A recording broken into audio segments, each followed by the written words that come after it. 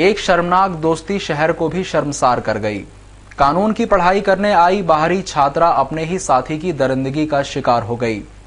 छात्रा के साथ उसके मित्र सहित करीब 6 लोगों ने गैंगरेप किया। घटना के बाद लिखाई गई रिपोर्ट के आधार पर पुलिस ने तुरंत कार्रवाई करते हुए असमत लूटने वाले सभी आरोपियों को गिरफ्तार कर लिया। गिरफ्तार आरोपियों में वन विभाग का चौकीदार भी शामिल है। कानून की पढ़ाई करने आई छात्रा के साथ गैंगरेप की घटना ने एक बार फिर शहर को शर्मसार कर दिया। छात्रा ने भंवरकुआं थाने पहुंचकर अपने साथ हुई गैंगरेप के बारे में बताया तो पुलिस हैरान रह गई। तुरंत वरिष्ठ अधिकारियों को घटना की सूचना दी गई। छात्रा ने भंवरकुआं थाने में शिकायत दर्ज करवा दी। छात्रा की असमत लूटने वाला और कोई नहीं बल्कि उसका बॉयफ्रेंड अभिनव नागपाल है। वह छात्रा को बहला फुसलाकर खंडवा रोड स्थित शिव रेसिडेंसी ले गया। पहले उसने सुनसान जगह देखकर उसके साथ उसकी असमत से खिलवाड़ किया और उसके बाद बारी बारी से रवि, सुरेश, दीपक, जीवन, विनोद और वन विभाग का चौकीदार छोटे लाल ने अपनी हवस की प्यास बुझाई। पुलिस ने उसके बॉयफ्रेंड सहित 6 आरोपियों को गिरफ्तार कर लिया। इस बारे में सीएसपी राजेश सहाय ने कहा, उसी वक्त 5-6 लोग अन्य व्यक्ति आए, उन्होंने भी बारी बारी से जो है उनके साथ में दोस्ती करी। पुलिस ने रिपोर्ट लिख के कार्रवाई की है और सभी जो 6 अज्ञात आरोपी हैं और एक जो उनका जो मित्र था उसको हिरासत में लिया। कुल कितने लोग गिरफ्तार करे हैं? अभी तक कुल 7 लोग गिरफ्तार किए हैं। क्या क्या जब्ती हुई है? कंप्लेंट में उन्होंने ये भी बताया था कि उनके जबरदस्ती करने वालों की मोबाइल भी कुछ आरोपी जो है छीन के ले गए हैं और अभी तक जो कार्रवाई पुलिस ने की है 7 आरोपियों को हिरासत में ली है। इसके अलावा जो टाटा इंडिका गाड़ी जिससे हो गई थी वो भी सीज की है। इसके अलावा जो मोटरसाइकिल जो घटना में उपयोग की है वो भी सीज की। किन धाराओं में प्रकरण दर्ज हुआ है? धारा 376, 376D और SC एक्ट। मंगलवार को प्रदेश के मुखिया का जन्मदिन भाजपा के कार्यकर्ताओं ने बड़ी धूमधाम के साथ मनाते हुए खजराना गणेश मंदिर, रणजीत हनुमान सहित PY रोड स्थित गुरुद्वारे पर प्रार्थना सभा आयोजित कर उनके दीर्घायु की कामना की। पर बड़ी धूमधाम से मनाया जा रहा है। आज प्रातः काल से ही सवेरे ही मंदिरों में पूजा अर्चना, हवन, हनुमान चालीसा, सत्यनारायण की पूजा और उसके बाद इमली साहब गुरुद्वारे में अरदास की गई और उसके बाद दरगाह पे चादर चढ़ जाएगी। सही समाज द्वारा प्रार्थना की जाएगी। भगवान झूलेलाल के मंदिर में पल्लव होगा। क्योंकि सभी धर्मों, सभी समाजों द्वारा बड़े ही धूमधाम से इस प्रकार का आयोजन किया जा रहा है और अनाथ आश्रम में और विधवा आश्रम में और अनाथ पालिका प्लाजा में सोमवार शाम एक लावारिस सूटकेस में बम होने की आशंका से हड़कंप मच गया। BDS टीम के साथ अफसर मौके पर पहुंचे लेकिन जांच के दौरान उसमें कोई विस्फोटक वस्तु नहीं पाई गई। थाना सेंट्रल कोतवाली क्षेत्र स्थित पालिका प्लाजा के पार्किंग स्थल के समीप लावारिस सूटकेस मिलने की सूचना पुलिस को शाम करीब 7 बजे मिली। मौके पर सबसे पहले बॉज स्क्वाड पहुंचा और एकत्रित लोगों को दूर हटाया। इसके कुछ मिनट बाद थाना प्रभारी A अमीद खान और BDS प्रभारी खालिद खान भी पहुंच गए। पालिका प्लाजा की पार्किंग स्थल के पास काले रंग का सूटकेस पड़ा था। चौकीदार ने इसे देखा। वहां दुकानदारों में हड़कंप मच गया था।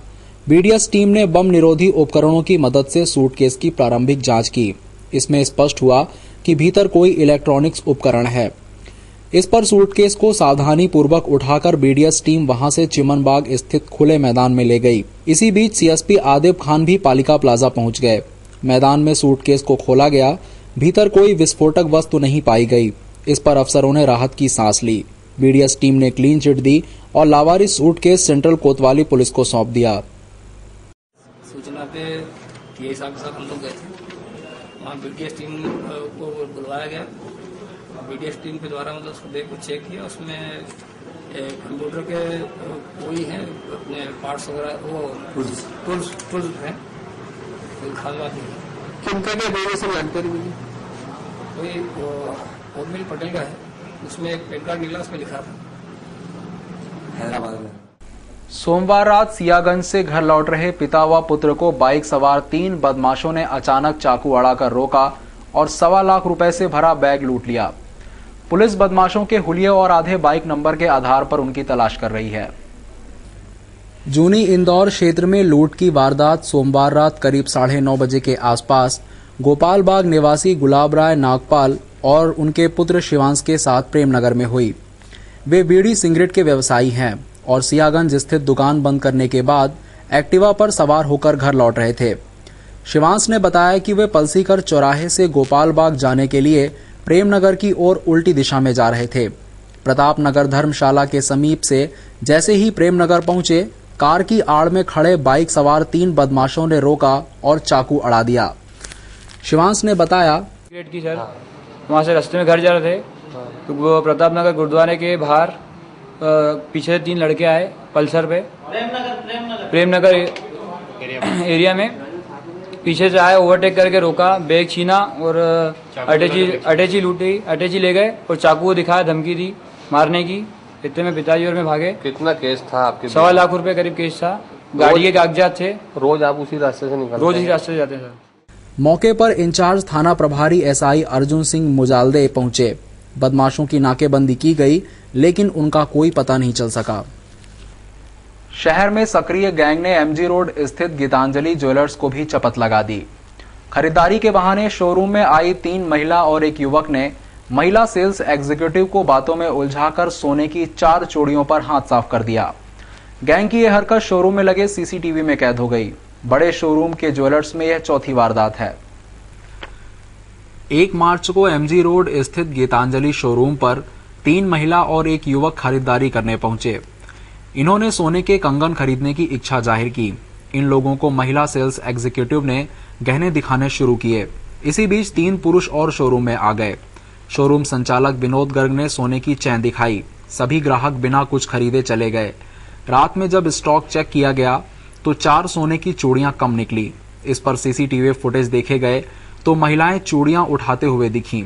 इस बारे में महिला सेल्स एग्जीक्यूटिव ने बताया, कितने लोग आए थे, क्या कहा था आप लोगों से? एक्चुअली पहले वो 4 लोग आए और मैंने उनसे पूछा आपको क्या देखना है, तो बोले बैंगल्स देखना है। ठीक है, मैं उनको बैंगल के काउंटर पे ले गई। तो मैंने सबसे पहले पूछा आपका साइज़ क्या है, साइज़ कंफर्म किया। दैन फिर मैंने उनको बैंगल दिखाना स्टार्ट किया। नॉर्मल बैंगल्स मैंने दिखाई। फिर उनके साथ जो एक पर्सन थी, जो जेंट्स पर्सन था, उसने थोड़ा कंफ्यूज किया। वो पहले भी मुझे कंफ्यूज करने की कोशिश कर रहे थे, बोले एक्सक्यूज मी मैडम। मैंने उन पर ध्यान नहीं दिया। फिर जो 3 लेडीज थी वो हिंदी में बात कर ही नहीं रही थी, उनका कोई दूसरा लैंग्वेज था। वो मुझे समझ में नहीं आया। वो लैंग्वेज मैंने सुना भी नहीं है, कौन सा लैंग्वेज का वो नॉलेज नहीं है। बट वो जो जेंट्स पर्सन था वो हिंदी में मुझसे बात कर रहा था। तो मैंने सोचा कि आई थिंक वो मुझे प्रॉपर रिप्लाई करेगा। तीनों लेडीज़ का अदर ही लैंग्वेज था। तो फिर उन्होंने मुझे, जेंट्स ने थोड़ा सा कंफ्यूज किया, बोले कि ऐसा नहीं ऐसा, ऐसा नहीं ऐसा। और फिर मैं कंफ्यूज हो गई और इसी टाइम ड्यूरेशन में क्या हुआ मुझे नहीं पता। फिर उन लोगों के जाने के बाद जब हम लोग का टैली हुआ, स्टॉक हम लोगों ने देखा, तब वो सारी चीज़ें पता पड़ी कि उसमें से प्रोडक्ट मिस है। तुकोगंज पुलिस ने मामला दर्ज कर आरोपियों की तलाश शुरू कर दी है। मध्य प्रदेश शासन गरीबों और बेसहारा लोगों के लिए विभिन्न योजनाएं बनाती है, लेकिन इन योजनाओं का लाभ समय रहते जरूरतमंदों को नहीं मिलता। वे शासकीय अफसरों के चक्कर लगा लगाकर थक जाते हैं, लेकिन सिवाय आश्वासन के कुछ नहीं मिलता। मंगलवार को नगर निगम में पहली बार यह प्रतीत हुआ कि निगमायुक्त राकेश सिंह ने नियमानुसार जन सुनवाई की। इस दौरान कई शिकायतकर्ता अपनी समस्या लेकर महापौर परिषद हॉल में आयोजित जन सुनवाई में पहुंचे। यहां शाकिर नामक विकलांग युवक भी पहुंचा, जिसके दोनों पैर खराब थे। वह जैसे तैसे सीढ़ियों से चढ़कर कक्ष तक पहुंचा। वह सीढ़ियों पर रेंग रहा था तो यहां मौजूद किसी कर्मचारी ने यह उचित नहीं समझा कि उसे सहारा दे दें। बहरहाल वह जैसे तैसे पहुंच गया तो उसे कक्ष के भीतर नहीं जाने दिया गया। जब मीडिया ने दबाव बनाया तो जैसे ही वह अंदर पहुंचा तो कक्ष में मौजूद अधिकारियों ने शाकिर को बाहर निकालने को कहा। वह अपने परिवार के पालन पोषण के लिए वेतन संबंधित समस्या को लेकर आया। धक्के खा रहे हो, चक्कर खा रहे हो, या तो उसी के पास चक्कर खा रहे हो। उन्होंने बोला आप 12 दिन बाद आया ना, 12 दिन बाद बोला 8 दिन बाद आना। फिर बोला कि चक्कर खिलाए। तो आज ये कमिश्नर साहब बैठे हैं, उनसे आपने सुनवाई के लिए क्यों नहीं जा रहे? आप कमिश्नर साहब के यहाँ सुनवाई पे गए थे क्या? कमिश्नर साहब बैठे गए थे, कमिश्नर साहब के पास गए क्या? इस संबंध में जब निगमायुक्त राकेश सिंह से चर्चा की गई तो उन्होंने कहा कि वे उससे पहले मिल चुके हैं।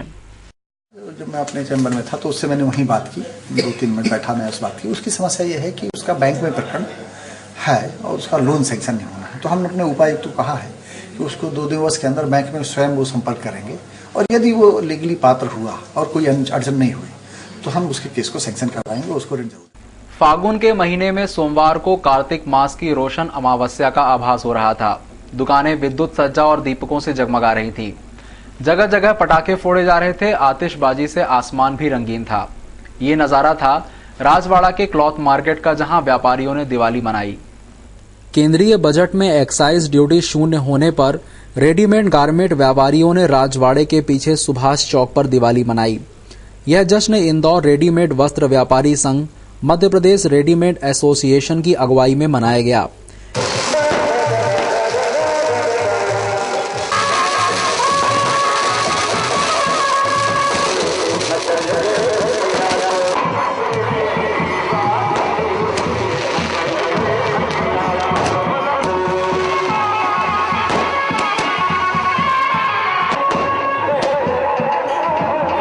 इस दौरान बैंड बाजे के साथ जुलूस भी निकाला गया। जुलूस में घोड़ों पर केंद्रीय वित्त मंत्री पी चिदम्बरम के पोस्टर टंगे थे। दुकानों पर भी चिदम्बरम के पोस्टर लगाए गए थे। जुलूस में आतिशबाजी भी की जा रही थी। इस अवसर पर सभी व्यवसायी सफेद वस्त्र पहने हुए थे। इस दौरान वरिष्ठ व्यापारियों का सम्मान भी किया गया। घरों के सामने बिजली के खंभे और छतों पर झूलते बिजली के तारों से परेशान लोगों की जल्द ही सुनवाई हो गई। अब विद्युत कंपनी बिजली के तारों को व्यवस्थित करवाएगी। मूसाखेड़ी क्षेत्र के आलोक नगर में घरों के सामने बिजली के खंभे गाड़ दिए और बिजली के तार भी घरों की छत से गुजर रही हैं। वहीं कई मकानों जिन पर पहली मंजिल पर निर्माण है, उनमें छत पर बने कमरों के दरवाजे से निकलना ही मुश्किल हो चुका है। घरों पर झूलते इस खतरे की समस्या को लेकर मूसाखेड़ी क्षेत्र के रहवासियों ने 2 दिन पहले कलेक्टर के घर तथा कार्यालय का घेराव किया। रहवासियों द्वारा समस्या लेकर जिलाधीश के घर तक पहुंचने का रहवासियों को फायदा यह मिला कि एक दिन बाद ही सोमवार को क्षेत्रीय एसडीएम रजनीश कसेरा ने क्षेत्र का दौरा कर लोगों की समस्या जानी तथा बिजली के तारों, खंभों आदि का मौका मुआयना कर शीघ्र समस्या का समाधान करने का आश्वासन दिया। एसडीएम ने मौके पर विद्युत वितरण कंपनी के एक अधिकारी को भी बुला लिया। कंपनी अधिकारी ने बताया कि क्षेत्र में नई लाइन डाली जा रही है और अभी ठेकेदारों द्वारा काम किया जा रहा है। जल्द ही इस समस्या का समाधान हो जाएगा। फिर जो केवल अब डाली जा रही है वह खुली नहीं है, जिससे खतरे की कोई बात नहीं है। फायर फाइटर बनने की तैयारी कर रहे छात्र अपना हुनर दिखाने के लिए तैयार हैं। जी हां, इंदौर में fire technology and safety engineering का कोर्स कर रहे छात्रों ने अपनी तैयारियों का मैदानी प्रशिक्षण दिखाया। इन छात्रों ने अपने आग से बचने और बचाने के उपायों के साथ कई हैरत अंगेज प्रदर्शन कर सभी को हैरान कर दिया। छात्रों ने इस दौरान कार और घरों में आग लगने पर लोगों की रक्षा और उनकी सहायता से लेकर घायलों को जल्द ही चिकित्सीय सुविधा उपलब्ध करवाने की मॉक ड्रिल की। खास बात यह रही कि इस जोखिम भरे प्रदर्शन में छात्राओं ने भी अपने साहस का दम दिखाया।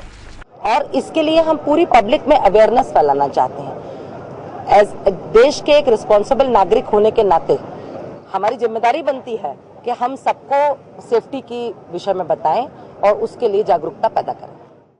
पुलिस कर्मियों को सस्पेंड करने की मांग को लेकर अभिभाषक संघ ने मंगलवार को भी दोनों कोर्ट में हड़ताल कर संभागायुक्त को ज्ञापन सौंपा।